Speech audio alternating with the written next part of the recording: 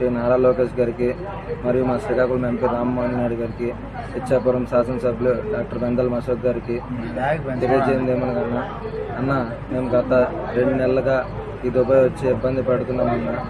మాకు ఇక్కడ తినడానికి తిండి లేక అడ్వాన్స్లు ఇవ్వక నానా బాధ పెడుతున్నారన్న. మేము వైజాగ్ ఇన్స్టిట్యూట్, విజయదుర్గ ఇన్స్టిట్యూట్ ద్వారా ఇక్కడికి వచ్చామన్నా. అక్కడ కంపెనీ అని చెప్పి ఇక్కడ నానా ఇబ్బందులు పెడుతున్నారన్న. ఇక్కడ కంపెనీ లేదు, ఏం లేక సప్లైతో క్లీనింగ్కి అక్కడికి ఇక్కడికి పంపుతున్నారన్న. మాతో పాటు ఇంకో 20 మంది వచ్చినారన్న, ఇక్కడికి పంపిస్తున్నారన్న. వాళ్ళకి కూడా అడ్వాన్స్ లేక అక్కడ ఇబ్బంది పడుతున్నారన్న. మేము ఇన్ని రోజులు భయపడుతూ రోజు వీడియో చేస్తున్నామన్న. దయచేసి మమ్మల్ని ఇక్కడి నుంచి రప్పించే విధంగా మీరు సహాయపడతారని మాకు వేడుకుంటున్నామన్న. అలాగే ఈ ఆగస్ట్ 75 అనే కంపెనీ ఎక్కడా లేదన్న.